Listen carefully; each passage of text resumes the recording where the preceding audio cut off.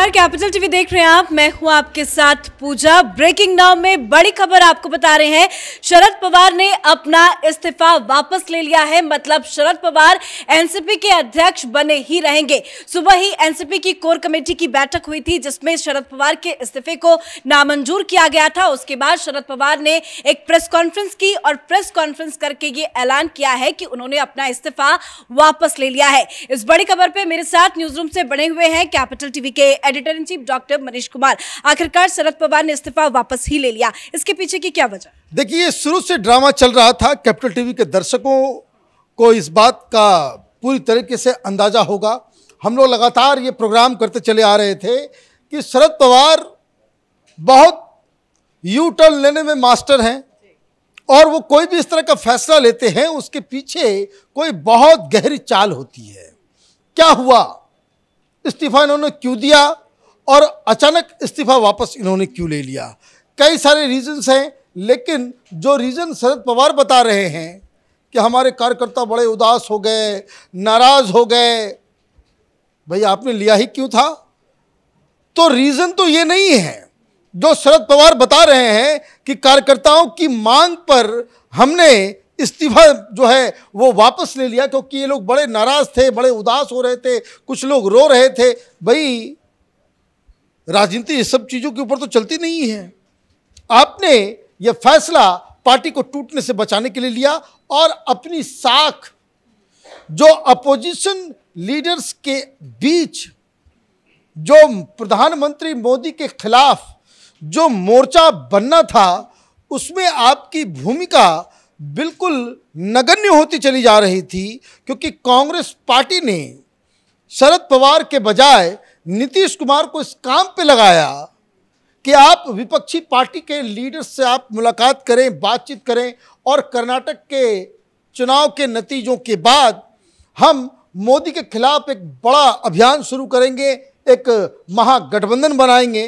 तो ये काम आपके हाथ से स्लिप होकर चला गया। तो अपनी साख को वापस लाने के लिए आपने ये सब कुछ रचा। 2 दिन हो गए, 3 दिन हो गए, ये कमेटी बन रही है, वो कमेटी बन रही है। भाई, फैसला एनसीपी में करना होता है 2-3 आदमी को, खुद शरद पवार, उनकी बेटी और अजित पवार। कांग्रेस पार्टी में कुछ भी ड्रामा होता रहे, फैसला आखिरकार कौन करता है? सोनिया गांधी, प्रियंका वाड्रा और राहुल गांधी। इसके अलावा तो कोई डिसीजन मेकर है नहीं, बाकी सब डिसीजंस को फॉलो करने वाले में। अब 2-3 घटनाएं बीच पिछले 2 दिन में हुई जिसको आप इस फैसले से जोड़ के देख सकते हैं। सबसे बड़ी चीज, कल सोनिया गांधी और राहुल गांधी ने अलग अलग से शरद पवार से बातचीत की। प्रेस कॉन्फ्रेंस शरद पवार ने तो कर दी, क्यों नहीं बताया कि सोनिया गांधी का फोन आया था, सोनिया गांधी ने क्या क्या बात की, इसके बारे में कोई खुलासा किया? इन्होंने नहीं किया। क्यों? ये बताना नहीं चाह रहे। राहुल गांधी ने भी बातचीत की। क्या बातचीत की होगी? बातचीत तो यही की होगी कि देखिए, अभी आप मत जाइए, आप बड़े इंपॉर्टेंट हैं, बड़े क्रूशियल हैं। ये दरअसल सोनिया गांधी से इनकी मुलाकात फिक्स थी। दिल्ली के अंदर वो आने वाले हैं। अब वो 1-2 दिन के अंदर दिल्ली आएंगे और सोनिया गांधी से क्लोज डोर मीटिंग होगी। तो ये एक प्रेशर टैक्टिस कि हमारी बात को आप नहीं मानोगे, हम जंप करके बीजेपी की तरफ चले जाएंगे। तो ये एक कहानी कि भाई उदास हो रहे थे कार्यकर्ता, ये बेकार की मतलब ये एक पूरा प्रेशर पॉलिटिक्स है। पर क्या इसका फायदा शरद पवार को मिलेगा? शरद पवार को फायदा मिलेगा ही। वो इसलिए मिलेगा कि जो वो करना चाह रहे होंगे उन्होंने शर्तें रख दी होगी। भाई देखिए, जब कमरे के अंदर 2 बड़े बड़े अलग अलग पार्टी के लीडर्स बैठते हैं, कोई पॉलिटिकल गेम करते हैं या फिर कोई आप ये कहिए कि कोई नई प्लानिंग करते हैं, तो वहाँ क्या ये बात चलती है कि भाई मोदी की नीति ये है, मोदी की वजह से ये हो रहा है, वो हो रहा है, ये सारी चीज़ें नहीं होती। वहाँ होता बस यही है कि मेरी ये शर्तें हैं, मुझसे इसको फ़ायदा निकालना है, आप हमारी शर्तों को मानते हो, हम आपके साथ हैं, अदरवाइज फिर हम अपना रास्ता अलग नापेंगे। तो ये एक चीज़ हुई।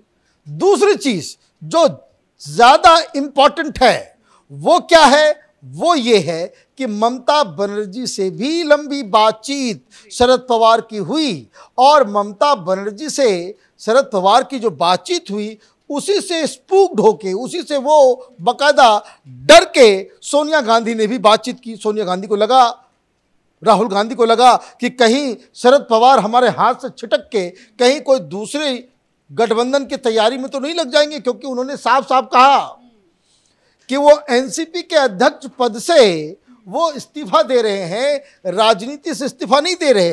तो दो तीन चीजें हैं, एक तो इंटरनल जो पार्टी को बचाने के लिए, पार्टी में टूट फूट की जो खबरें आ रही थी उसको रोकथाम करने के लिए, अपनी महत्व को, अपने साख को और अपने लीडरशिप को बाकायदा फिर से रीस्टैब्लिश करने के लिए आपने ये तमाशा किया।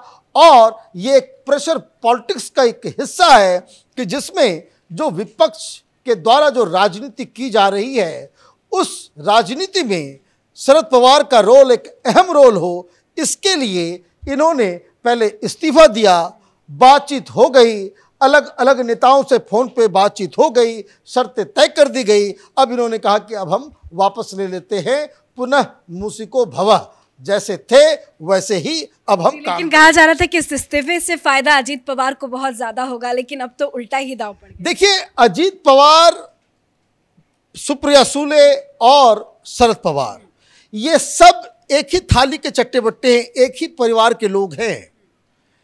ये लोग मिल बैठ करके फैसला करते हैं। आप देखिए जो बॉडी लैंग्वेज था, अगर शरद पवार को इस्तीफा देना था, वो उन्होंने अचानक, जैसा कि ड्रामा किया गया कि अचानक वो उठे और वो कह दिए कि भाई हम अध्यक्ष नहीं रहेंगे। आपने देखा कि किस तरह का बॉडी लैंग्वेज सुप्रिया सुले का, किस तरह का बॉडी लैंग्वेज अजीत पवार का।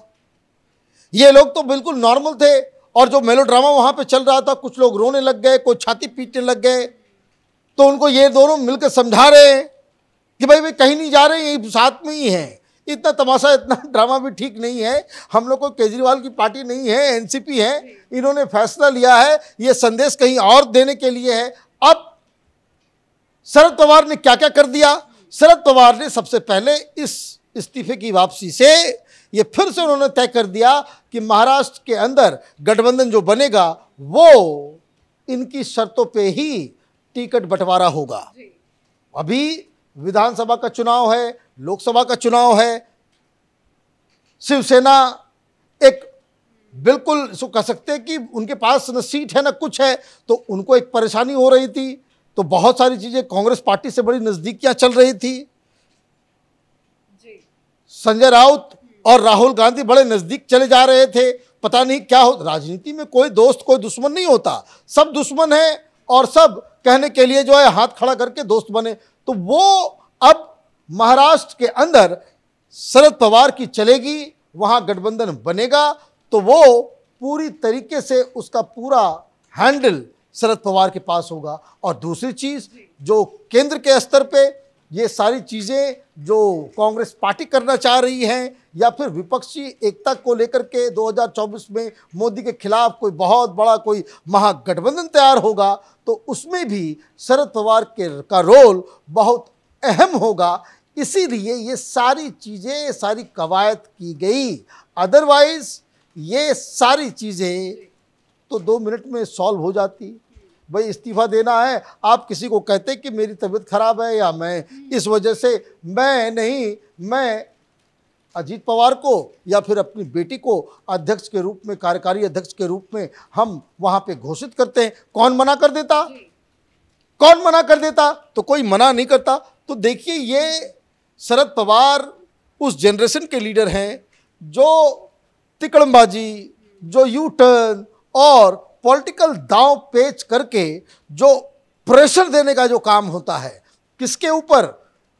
अपोनेंट के ऊपर नहीं, बल्कि अपने ही अलायंस के अंदर अपने सहयोगियों के ऊपर दबाव कैसे डाला जाए, उसमें ये मास्टर हैं और वही काम इन्होंने किया है। जी, धन्यवाद जानकारी के लिए। तो शरद पवार ने एक मैसेज देने की साफ कोशिश की है कि एमवीए की गठबंधन की चाबी उनके पास ही है, पर इस्तीफे के बाद से लगातार राजनीतिक हलचल भी देखने को मिल रही थी। राहुल गांधी ने खुद पर्सनली सुप्रिया सुले को फोन किया, सोनिया गांधी ने शरद पवार से फोन पे बातचीत की। इसी बीच ममता बनर्जी की भी एंट्री होती है, सुबह कोर कमेटी की बैठक होती है जिसमें ये ऐलान किया जाता है कि शरद पवार का इस्तीफा नामंजूर किया जाता है। उसके बाद अब ये बड़ी खबर सामने सामने आई कि शरद पवार ने अपना इस्तीफा वापस ले लिया है। इस बड़ी खबर में मेरे साथ फिलहाल इतना ही। कैमरा पर्सन अशोक के साथ मैं पूजा, कैपिटल टीवी।